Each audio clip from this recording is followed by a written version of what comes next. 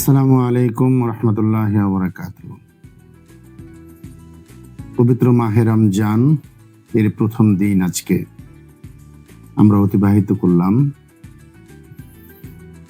প্রিয় বাংলাদেশপন্থী তরুণ ছাত্র জনতা, আজাদির সংগ্রামী বন্ধুগণ, জাগ্রত জুলাইয়ের আমার প্রিয় বিপ্লবী ভাই ও বোনেরা, এবং যারা আমাকে দেখছেন শুনছেন, তাদের সবাইকে পবিত্র মাহে রমজানের এই সিয়াম সাধনার মাসে, এই সংযমের মাসে রমজানুল মুবারক জানাচ্ছি। রমজান মাস আমাদের প্রথম রমজান আমরা অতিবাহিত করলাম। এই রমজানের শুরু থেকেই আমার একটা পরিকল্পনা ছিল যে রমজানটা আমি কিভাবে কাটাবো। আমার খাদ্যাভ্যাসের পুরনো সংস্কৃতি আমি পরিবর্তন করার চিন্তা করেছিলাম, কিন্তু যেহেতু রমজানের প্রথম দিন আমার পরিবার, আমার সন্তানরা এবং আমার বন্ধুরা সবাই আমার একটা বিশেষ জিনিসকে খুব পছন্দ করে। তারা চায় আমি যেন তাদেরকে আমাদের এই যে বাংলাদেশের আবহমান বাংলার যে সংস্কৃতি, রমজান মাসের ইফতারে বুট মুড়ি খাওয়া বা বুট মুড়ি সুন্দর করে মাখিয়ে সেটাকে দিয়ে ইফতার করা, এবং এটা আমাদের বাংলাদেশের সংস্কৃতি। এবং আমার পরিবার, আমার বন্ধুজন, আমার স্বজনরা এবং আমার সাথে যারা একসাথে আমরা মিলে সংগ্রাম করছি, তারা সবাই আমার এই মুড়ি মাখানোটা পছন্দ করে। আর সে কারণেই চিন্তা করলাম যে ঠিক আছে, পুরো মাস জুড়ে আমি আমার মতো করে একটা খাদ্যাভ্যাস যদিও ঠিক করেছি, কিন্তু প্রথম দিনটা আমি, তারা যেহেতু আমার মুড়ি মাখানোটা পছন্দ করে, আমি নিজেই বুট মুড়ি মাখিয়ে তাদেরকে খাওয়াবো। সেই ইচ্ছা থেকে আমি আজকে বিকেলে বাজার করতে বেরিয়েছি। এবং বাজার করতে বেরিয়ে আমার যে অভিজ্ঞতা হলো, আমি সচরাচর বাজার করি না, বাজার করা আমাকে দিয়ে হয় না। তো এটা আমার সাথে আমার সহকর্মীরাই বেশিরভাগ সময় করে। তো আমার একটা ভয়ঙ্কর অভিজ্ঞতা হলো। একটা লেবু কিনতে গেলাম, সে লেবুর মূল্য, একটা লেবুর মূল্য 26 টাকা। যেটা আমরা শরবতি লেবু বলি, এই লেবুটাও কিনতে গিয়ে দেখলাম 26 টাকা মূল্য। আর যে সাধারণ এলাচি লেবু হিসাবে আমরা চিনি যেটা, ওটা এক এক পিস লেবুর মূল্য 22 টাকা করে। যখন একটা সময় যায় যখন আমরা লেবুর হালি কিনতে গেলেও 20 টাকায় কিনতে পারি, তখন একটা লেবু কিনতে গিয়ে 22 টাকা 26 টাকা মূল্য, এটা আমাকে আতঙ্কিত করেছে। আর একটা ব্যাপার আমাকে আতঙ্কিত করেছে, সেটা গতকালকে দেখেছি আমি। আপনারা হয়তো খেয়াল করেছেন যে ভোক্তা অধিকার থেকে একজন ম্যাজিস্ট্রেট, তিনি অথবা একজন অফিসার, তিনি সিন্ডিকেটের মুখোমুখি হয়েছেন, এবং এই দ্রব্যমূল্যের ব্যাপারে যখন তিনি তার তদারকি করতে গিয়েছেন, তখন সিন্ডিকেটের একজন তার উপরে চড়াও হয়েছে। এই দৃশ্যটা আমি দেখলাম। এমনিতে তো নির্বাচন এর পরবর্তী সময়ের যে অভিজ্ঞতা আমার বা যে অনুভূতি, সেটা যথেষ্ট সুখকর নয়। আমরা যারা 24 জুলাইয়ের বিপ্লবের পরে একটা নতুন বাংলাদেশের স্বপ্ন দেখেছি, সেই স্বপ্নটা এখন আমাদের কাছে মনে হচ্ছে আমাদের ধরাছোঁয়ার থেকে অনেক দূরে চলে গিয়েছে, আমাদের কাছে অনেক সুদূর পরাহত মনে হচ্ছে। যাই হোক, এলোমেলো কিছু কথা নিয়েই আমি আপনাদের সামনে হাজির হয়েছি। তো কিছু আমার ব্যক্তিগত অনুভূতি আপনাদের কাছে শেয়ার করি। এই রমজান মাসকে আমরা মনে করি সিয়াম সাধনার মাস, সংযমের মাস। কিন্তু আমাদের বাংলাদেশিদের একটা প্র্যাকটিস আছে, রমজান মাস আসলে আমরা সিয়াম সাধনা দিয়ে কতটুকু মনোনিবেশ করি। আমাদের ইফতারের যে সংস্কৃতি, আমাদের যে সেহরির সংস্কৃতি, বিশাল ইফতারের মেনু, এগুলো দেখলে আমাদের মনে হয় যেন আমরা আসলে সিয়াম সাধনা করছি না, বরং রমজানে আমাদের খাদ্যাভ্যাসকে আরো পরিবর্তন করে আমরা আমাদের খাদ্যে বিভিন্ন ধরনের আইটেম যুক্ত করে আমরা বরং আরো বেশি মানে উৎসব করছি। এগুলো আমার কাছেও একটা বিশেষ বিশেষ সময় পর্যন্ত গ্রহণযোগ্য ছিল। কিন্তু গত রমজান থেকে আমার একটা অনুভূতি আমার ভেতরে পীড়া দেয়। আমি সেই অনুভূতি থেকে একটা দুটো লাইনও লিখেছিলাম। এক বাটি লেবু জুস, এক মুঠো ঘাস, তারই মাঝে বিজয়ের দেখি নির্যাস। এক বাটি লেবু জুস, এক মুঠো ঘাস, তারই মাঝে বিজয়ের দেখি নির্যাস। আমাদের ইফতারে রাজকীয় খানা, দস্তরে গোলামির দেখি পরোয়ানা। অর্থাৎ আমার ভিতরে অনুভূতি কাজ করছিল আমাদের প্যালেস্টাইনের ভাইদের অবস্থা। আমাদের প্যালেস্টাইনের ভাইয়েরা কি দিয়ে ইফতার করছেন। গত বছর রমজানে আমরা জানতে পারি তারা স্রেফ এক বাটি লেবুর পানি আর এক মুঠো ঘাস দিয়ে তারা ইফতার করছেন। তারা সেরি করছেন স্রেফ একটি খেজুর দিয়ে, কখনো কখনো সেরি করতে পারছেন না। আমি তখন লিখেছিলাম যে এই যে এক বাটি লেবু জুস, এক মুঠো ঘাসের মধ্যেই আমি বিজয়ের নির্যাস দেখতে পাই। কারণ তারা প্রস্তুত হচ্ছেন ক্ষুধা, তৃষ্ণা, আঘাতের পর আঘাত, স্বজন হারানো, কষ্টের পর কষ্ট, এগুলোকে মোকাবেলা করে করে এগুলোর সামনে, ট্যাঙ্কের সামনে খালি হাতে দাঁড়িয়ে গিয়ে তারা নিজেদেরকে বিজয়ের জন্য প্রস্তুত করছেন। তাদের এই ক্ষুধা, তৃষ্ণা, অথচ তাদের যে প্রতিবাদী মানসিকতা, তাদের যে সংগ্রামী মানসিকতা, এই তৃষ্ণাকে গ্রহণ করে, ক্ষুধাকে গ্রহণ করে রোজা রাখা এবং সে রোজা রেখেও তাদের সংগ্রাম চালিয়ে যাওয়ার মধ্যে বিজয়ের একটা নির্যাস দেখতে পাওয়া যায়। আর আমরা যখন আমাদের ইফতারের দস্তরে রাজকীয় খানা নিয়ে আমাদের খাবারের পসরা সাজিয়ে বসি, আমি সেই খাবারের পসরার মধ্যে গোলামির পরোয়ানা দেখতে পাই। আপনারা হয়তো দেখতে পাচ্ছেন 12 তারিখ নির্বাচন হয়ে গেল। আমরা আশা করেছিলাম নতুন এক বাংলাদেশ পাবো, কিন্তু 12 তারিখ নির্বাচনের পর এই শপথ অনুষ্ঠানেই আমরা দেখতে পেলাম জুলাইয়ের সাথে গাদ্দারি, জুলাই শপথের সাথে গাদ্দারি। এমনকি বড় বড় মন্ত্রীরা যে সমস্ত বক্তব্য রাখছেন গণভোটের ব্যাপারে, জুলাইয়ের ব্যাপারে, সেগুলো দেখার পরে আমাদের ভেতর এখন থেকেই সে অনুভূতি আবার জাগ্রত হচ্ছে যে আমাদের সম্ভবত আরো একটি বিপ্লব করতে হবে। তো বিপ্লব করা কি এতই সহজ?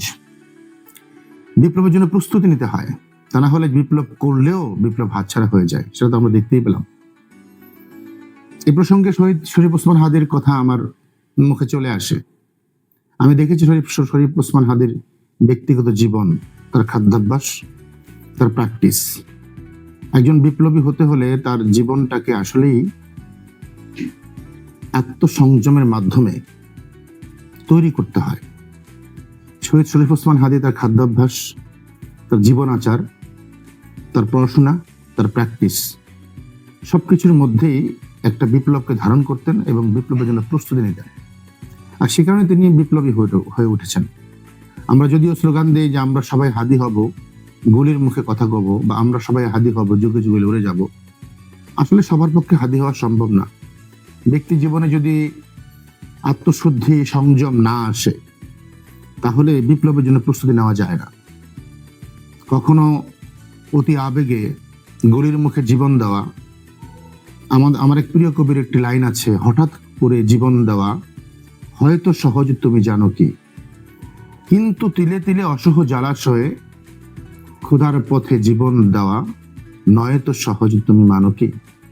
হঠাৎ করে জীবন দেওয়া যায়, হঠাৎ করে একটি আবেগ নিয়ে বিপ্লব করা যায়, সেই বিপ্লবকে রক্ষা করা যে কত কঠিন সেটা আমরা এই 24-এর বিপ্লবে অনুভব করতে পেরেছি। আর সে কারণেই শহীদ শরীফ ওসমান হাদির মতো তরুণরা এই বিপ্লবকে প্রতিষ্ঠা করার জন্য, এই বিপ্লবকে প্রতিষ্ঠিত করার জন্য কাজ শুরু করেছিলেন। আমরা তো সহযোদ্ধা হয়ে কাজ করেছি, কিন্তু শরীফ ওসমান হাদিকে বাঁচতে দেওয়া হয় না। তো যে কথা বলছিলাম, আমরা যদি হাদি হতে চাই তাহলে আসুন না আমরা একটা প্রতিজ্ঞা করি। এই রমজান মাস আমরা সিয়াম সাধনার মাধ্যমে আমাদেরকে তৈরি করি। এই রমজান মাস কোরআন নাজিলের মাস। আমরা খুব ভালো করেই জানি এই রমজান মাসকে কেন সম্মানিত করা হলো। 12টা মাসের মধ্যে রমজান মাসকে আল্লাহ তাআলা কেন তো সম্মানিত করলেন? কারণ আমরা খুব ভালো করেই জানি এই মাসের মধ্যে একটি রাত আছে, যেই রাতে পবিত্র কোরআন সম্পূর্ণরূপে আল্লাহ রাসূলের কাছে নাজিল করা হয়েছে। এই ঘটনার কারণে, এই ঘটনাকে সম্মানিত করার কারণে, কোরআনের সম্মানের কারণে, পবিত্র আল কোরআনের সম্মানের কারণে ওই রাতটাকে সম্মানিত করা হয়েছে। ওই রাতটাকে বলা হয়েছে হাজার রাতের চাইতে উত্তম রাত, হাজার মাসের চাইতে উত্তম রাত। আর সে কারণেই ওই রাতটা এই রমজান মাসের মধ্যে আছে বলেই রমজান মাসটা তো সম্মানিত। তাহলে যেই জিনিসের কারণে রমজান মাসে সম্মানিত, যেই কোরআনের কারণে রমজান মাসে সম্মানিত, আমাদের সেই কোরআনের দিকে না ছুটে যাই বা এই কোরআনকে বোঝার চেষ্টা না করি, কোরআনকে অনুভব করার চেষ্টা না করি, আল কোরআনকে বুঝে শুনে হৃদয়ে ধারণ করার চেষ্টা না করি, তাহলে তো এই রমজানের কোনো মূল্য নেই। আমাদের কর্মের মধ্যে সেই রমজানের কোনো ফায়দা নেই আসলে। তো সে কারণেই আসলে আমরা এই রমজান মাসটাকে সিয়াম সাধনার মাস হিসাবে গ্রহণ করি, কোরআন নাজিলের মাস হিসাবে কোরআনকে বোঝার চেষ্টা করি। এবং যেই কথাটা বলতে যাচ্ছি, একটা অনুরোধ সবার কাছে রাখতে চাই। আসুন এবার আমরা আমাদের খাদ্যাভ্যাসের পরিবর্তন, যেহেতু সিন্ডিকেট আমাদের উপর টর্চার করছে, আমরা সিন্ডিকেট কিভাবে ভেঙে দেবো? শুধু সরকারই করবে সবসময় না, আমরা নিজেরাও করি না কেন? যে পণ্যটার মূল্য বেশি, আমরা সেই পণ্যটা এই রমজানে ব্যবহার করে কমিয়ে দিই, সম্ভব হলে বন্ধ করে দিই। আমরা নিজেরা আমাদের সচেতন হতে হবে। আমরা যদি সচেতন হয়ে যাই, তাহলে আমাদের সাথে সিন্ডিকেট পেরে উঠবে না। সিন্ডিকেটের সংখ্যা কত আর আমাদের বাংলাদেশের মানুষের সংখ্যা কত? আসুন না আমরা যেভাবে জুলাইতে সকল মানুষ একত্র হয়ে একটা বিপ্লব করেছি, সকল মানুষ একত্র হয়ে ইন্ডিয়ান পণ্য বর্জন করেছিলাম, সকল মানুষ, প্রবাসের সকল মানুষ একত্র হয়ে রেমিটেন্স দেওয়া বন্ধ করে দিয়েছিল। চতুর্মুখী একটি বৈপ্লবিক ভূমিকার কারণেই কিন্তু এই জুলাই বিপ্লব সংঘটিত হয়েছে। আসলে রমজান মাসে আমরা একটা বিপ্লব করি, আমরা রমজান মাসে সিন্ডিকেটের বিরুদ্ধে বিপ্লব করি। এই সিন্ডিকেটকে আমরা ভেঙে দিই। এই সিন্ডিকেট যে পণ্যগুলোর মূল্য বাড়িয়ে দিচ্ছে, আমরা আমাদের সংযমের মাধ্যমে ওই পণ্যগুলো ব্যবহার কমিয়ে দিয়ে, ওই পণ্যগুলো ব্যবহার বন্ধ করে দিয়ে অথবা কমিয়ে দিয়ে আমরা তাদের বিরুদ্ধে একটা প্রতিবাদ করি। তখন তারা বাধ্য হবে সিন্ডিকেট ভাঙতে। তো সেটাও আমাদের এক ধরনের একটা বিপ্লব হবে। আর আবারও বলছি, অবশ্যই যদি এই সরকারের শুভবুদ্ধির উদয় হয়, তারা যদি জুলাইয়ের পক্ষে অবস্থান নেয়, তারা যদি জুলাই সনদের উপর শপথ গ্রহণ করে, তারা যদি গণভোটেরকে সম্মান করে, যে গণভোটে সর্বোচ্চ ভোট, গণভোট পেয়েছে, হ্যাঁ ভোট পেয়েছে। আপনারা জানেন বিরোধী দল যে ভোট পেয়েছে তার চেয়ে বেশি ভোট পেয়েছে গণভোট, হ্যাঁ ভোট। সরকারি দল যে ভোট পেয়েছে তার চেয়ে বেশি ভোট পেয়েছে হ্যাঁ ভোট। তাহলে হ্যাঁ ভোটের বিজয় সরকারি দলের চাইতেও বেশি, বিরোধী দলের চাইতেও বেশি। অতএব উচিত ছিল সবার আগে এই গণভোটের উপরে, এই জুলাই সনদের উপরে শপথ নেওয়া, কিন্তু সেটা আমরা লক্ষ্য করিনি।